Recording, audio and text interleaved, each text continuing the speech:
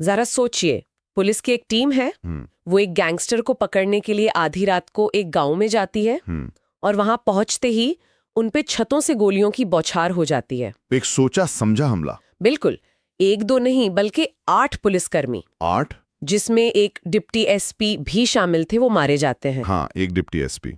और ये कोई, आप समझिए, किसी एक्शन फिल्म की कहानी नहीं है। नहीं, ये हकीकत है। ये जुलाई 2020 में कानपुर के बिकरू गांव में हुई एक सच्ची घटना है। आज हम इसी बिकरू कांड की परतें खोलेंगे। हमारे पास जो भी जानकारी है उसके आधार पर हम ये समझने की कोशिश करेंगे कि आखिर विकास दुबे कौन था, कैसे एक मामूली सा जमीनी विवाद इतना खूनी बन गया, और सबसे जरूरी, इस एक घटना ने उत्तर प्रदेश में अपराध और राजनीति के समीकरणों को मतलब हमेशा के लिए कैसे बदल दिया।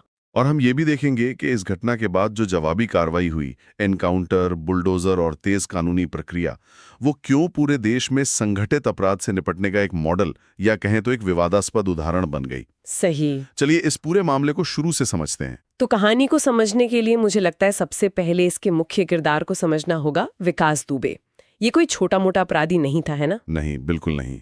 वो एक कुख्यात हिस्ट्री शीटर था। History sheeter. और यहाँ हिस्ट्री शीटर शब्द को समझना जरूरी है। हाँ। ये सिर्फ एक टैग नहीं है। हाँ। पुलिस की भाषा में कहें तो मतलब ये एक ऐसा आदतन अपराधी होता है जिसका पूरा कच्चा चिट्ठा थाने के एक खास रजिस्टर में दर्ज होता है। अच्छा। और जिस पर पुलिस, आप समझिए, लगातार नजर रखती है। 2020 तक विकास दुबे पर हत्या, अपहरण, जबरन वसूली जैसे कितने मामले थे? 60 से ज्यादा मामले दर्ज थे। 60 से ज्यादा? हाँ, मतलब अपराध की दुनिया में उसका एक लंबा चौड़ा बायोडेटा था। 60 से ज्यादा मामले, और फिर भी वो आजाद घूम रहा था, अपने गांव में एक किले जैसी हवेली में रह रहा था। ये कैसे मुमकिन था? यहीं पर कहानी का दूसरा पहलू आता है, उसका रसूख। अच्छा। वो सिर्फ एक अपराधी नहीं था, उसका अपने गांव और आसपास के इलाके में जबरदस्त राजनीतिक और प्रशासनिक दबदबा था। सूत्रों के मुताबिक सालों से विकास दुबे के खिलाफ दर्जनों मामलों में या तो गवाह पलट जाते थे या सबूत इतने कमजोर पेश किए जाते थे कि वो आसानी से भरी हो जाता था। मतलब एक पूरा इकोसिस्टम था। बिल्कुल, एक पूरा इकोसिस्टम जहां हर लेवल पर उसे बचाने वाले लोग मौजूद थे। और यही बात तो हैरान करती है कि इतने बड़े अपराधी और इतने बड़े कांड की जड़ क्या थी? कोई गैंग वॉर या करोड़ों की कोई डील? नहीं।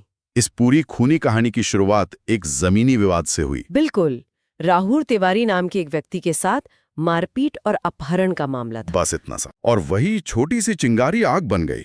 देखिए, जब किसी एक आदमी के हाथ में इतनी बेहिसाब ताकत आ जाती है तो उसे छोटी मोटी ना भी अपनी इज्जत पर हमले जैसी लगने लगती है। सही बात है। उसे लगता है कि कोई उसे चुनौती दे रहा है। यह जमीनी विवाद विकास दुबे के लिए शायद अपने दबदबे को फिर से साबित करने का एक मौका बन गया था। तो इसी विवाद के सिलसिले में पुलिस उस रात बिखरू गांव पहुंची थी। हाँ। चलिए अब उस रात पर चलते हैं जिसने सब कुछ बदल दिया। तारीख थी 2 और 3 जुलाई 2020 की दरमियानी रात।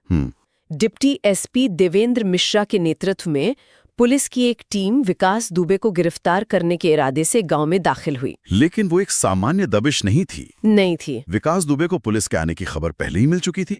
ये कोई अचानक हुई मुठभेड़ नहीं, बल्कि एक सोचा समझा जाल था। जाल कैसे? गांव के एंट्री पॉइंट पर एक जेसीबी मशीन लगाकर रास्ता रोक दिया गया था। ओह। ताकि पुलिस की गाड़ियां अंदर ना आ सकें और टीम को पैदल ही उन संकरी गलियों से गुजरना पड़े। मतलब ये एक क्लासिक घात लगाकर किया गया हमला था।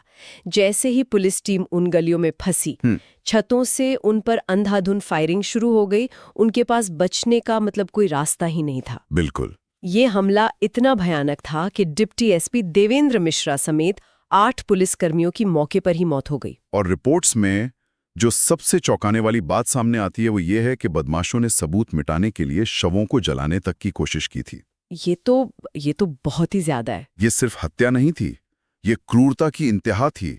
और ये सीधे तौर पर राज्य की सत्ता को एक खुली चुनौती थी कि देखो, हम कुछ भी कर सकते हैं। और यही वो सवाल उठता है जो पूरे सिस्टम को कटघरे में खड़ा करता है। एक पूरी पुलिस टीम ऑपरेशन पर जा रही है और अपराधी हथियारों के साथ उनका इंतजार कर रहे हैं। आखिर ये जानकारी लीक कैसे हुई? ये इस कहानी का सबसे स्याह पहलू है। सही। जांच में ये बात सामने आई कि पुलिस टीम के आने की जानकारी खुद पुलिस विभाग के ही एक अधिकारी ने लीक की थी। पुलिस ने ही? हाँ। चौबेपुर थाने के तत्कालीन प्रभारी पर यह आरोप लगा और बाद में उस पर कार्रवाई भी हुई। अच्छा। ये दिखाता है कि विकास दुबे का नेटवर्क सिर्फ गांव की गलियों तक नहीं बल्कि पुलिस थानों के अंदर तक फैला हुआ था। तो ये सिर्फ एक